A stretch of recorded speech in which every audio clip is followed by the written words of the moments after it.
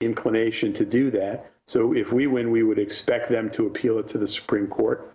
If we lose, we will immediately file a petition for certiorari, which is a petition asking the Supreme Court to hear this. Okay. We will ask them to do so on an expedited basis, like we have asked the judiciary since day one of this litigation, is to get to this issue as quickly as possible rather than let it linger. So you're waiting for this decision. As soon as the decision comes down, I'm sure that whichever side loses is going to appeal to the Supreme Court, and you expect that to be expedited.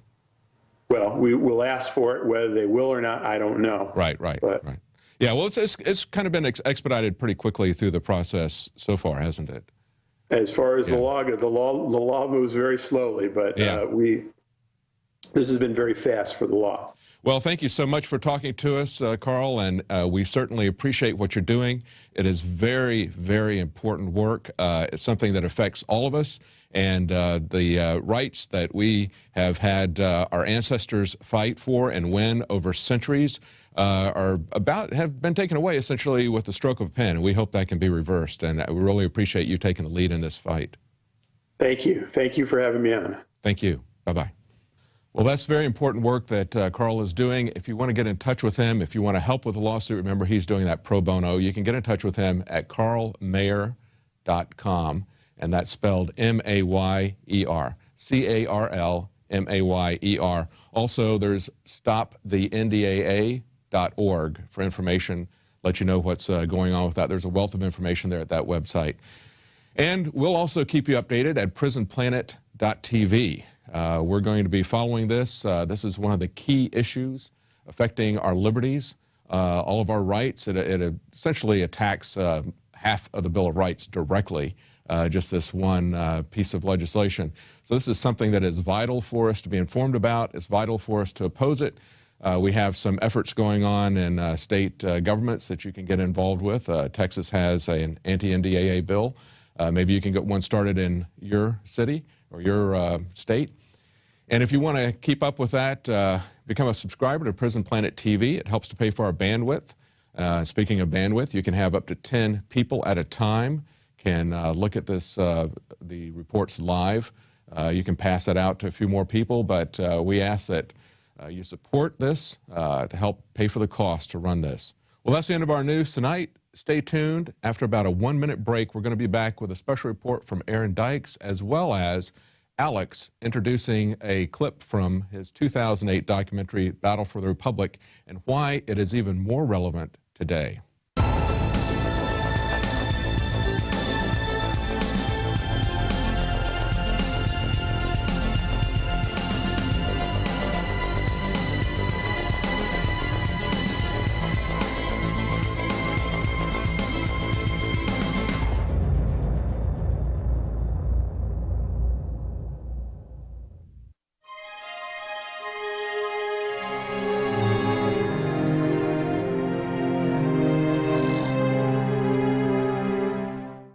Jakari Jackson here, and I want to talk to you for a second about water.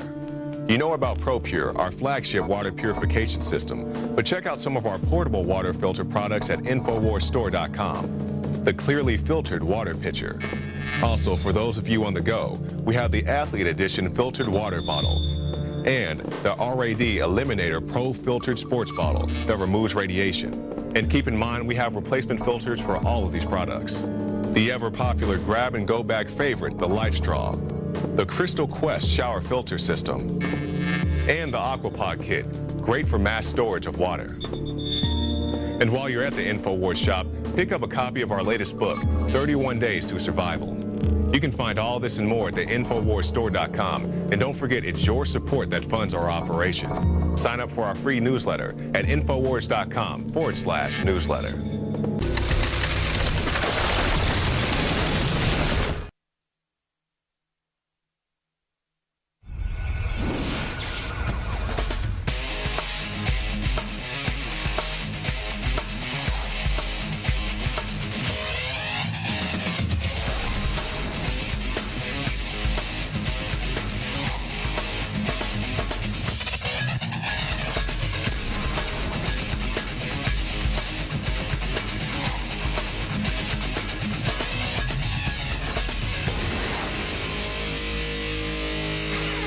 Welcome back to our extended version of tonight's Nightly News. Thanks for sticking around.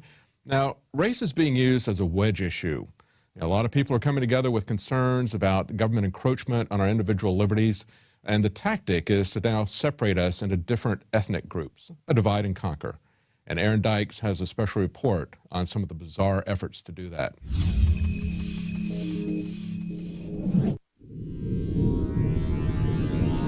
Aaron Dykes here for Infowars.com. Now, you've heard the alerts on our website how the SPLC and mainstream media who are following their lead are now labeling the next potential terrorist not as jihadists, not as Muslim people, but as white people. And they say, in part, quote, they're not jihadists. They are white, right-wing Americans, nearly all with an obsessive attachment to guns, who may represent a greater danger to the lives of American civilians than international terrorists. And you say, why are they doing that at the SPLC, the Southern Poverty Law Center? Why is the U.S. government touting that? Well, for the reasons they always do, to use divide and conquer tactics to distract people from the real issues of consolidation of power, of banking in our government, meddling with our finances and taking everything. They want people to be distracted by race and to buy into the bogus war on terror that's continually falling, even as support for government falls. Now, on the heels of that, there's a shocking report in CNSnews.com. Wisconsin Vista program encourages volunteers to overcome white privilege. Now, this is a branch of AmeriCorps, the service that Obama and other people in government want everyone to have to commit 2 years of national service to. And they have an indoctrination program for these volunteers who work with people who are poor so they can overcome and recognize their privileges, not just as being people in the middle class or upper class, but of being white itself. They've got a certain set of courses that the Department of Public Information wants their volunteers to indoctrinate themselves with, titled Power and Privilege. They have all kinds of websites, links, seminars you can attend, and they're all centered around race and feeling bad about, quote, your white privilege. I remember sitting in a meeting and being told that I need to own my whiteness and I need to own the fact that I have white privilege. I almost feel the embarrassment from it and the shame from it. Only then can I start breaking, down the walls and be able to teach my students of color and to reach out to them, which of course is absolutely absurd. Specifically, they have a mental model for white anti-racists. So if you're not racist, you have to follow this, they say. And one of the reminders is to wear a white wristband to remind yourself of your white privilege so other people can see it and know you feel guilty about this. And while you do that, they say you want to find a person of color who can hold you accountable as you try to live up to your guilt in this matter and undo your privilege. This is all backwards. It's going to only contribute to racial divide. How did we go from recognizing that it was wrong to single out Jewish people by putting yellow stars on them to thinking that white bracelets could help people overcome racism somehow? While they set up white people to take the blame for all the racial problems in society and to set them up, of course, as the next domestic terrorists whenever the government stages a new attack to bolster their flagging support, they're encouraging groups like Hispanics to become revolutionary and revolt over border issues. These billboards put up in Austin that tell people in Spanish to rise up, my people, arriba mi gente, showing a revolutionary crowd raising flags, throwing their fists in the air and ready to take over. And just imagine if some white supremacist group put up their own billboards. If there's a KKK mural up on the highways, people would throw fits, and they should. But again, the main problems are systematic. We are all being debased through these global trade policies, GATT, NAFTA, WTO, you name it, coordinated at the elite financial level, not happening at the individual levels. We need to learn to live together, and we can. But we don't need to divide ourselves further with this kind of propaganda. I want to remind people you can follow us at Infowars.com/newsletter. If you sign up, you get a free electronic copy of our very popular Infowars magazine. Signing off for Infowars.com, I'm Aaron Dykes.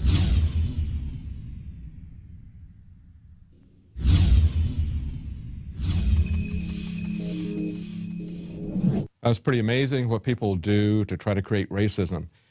Now, 6 years ago, in 2007, Alex Jones did a documentary, Endgame, and part of that documentary, we had a featurette in there called Battle of the Republic. And Alex is going to introduce that and talk about how the racism that he talks about in Battle for the Republic, how that's even more relevant today. Here's that report. You've just seen Aaron Dykes' report dealing with whites being told by the state that to be part of these government programs in colleges, they're looking at making them wear white bands around their arms, like Jews being forced to wear yellow stars. Ladies and gentlemen, the so-called leftists in this country are not leftists. They're not even liberals. Thomas Jefferson was a liberal. They are wild authoritarians. Now, the Republican power structure is bought off by the globalists as well, and they're their own brand of corruption. But the virulent revolutionary fervor is coming from the controlled left, and it's being financed by the Fortune 100. And in a moment, we're going to premiere from the archives, and I say premiere because this short film never really got any attention. We're going to premiere here on the nightly news in the 2 years we've been up and running. In-game Blueprint for Global Enslavement's extra Battle for the Republic. It's about 19 minutes long. There's a few copies online, but they're very low res. We're going to premiere this in the history of the nightly news coming up here in just a few minutes. But I have some incredibly grave news for the viewers and listeners of the nightly news and the radio show. You know, we've written scores of articles about Homeland Security the last 4 years, shifting from saying Al-Qaeda is the terror threat and the reason for the domestic takeover to gun owners, conservatives, libertarians, returning veterans. And we noticed in training manuals and videos that started leaking 2 years ago, you can see these articles up at Infowars.com, we'll put a few of them on screen, that everyone who's a terrorist is white. Everyone, I'm talking in more than 15 videos, is a minority. The minorities report the evil whites who are the terrorists. And the Southern Poverty Law Center, the ADL, and others, they've come out and basically said that inherently gun owning is racist. You've seen Fox reporters and sports reporters say the NRA is the new Ku Klux Klan.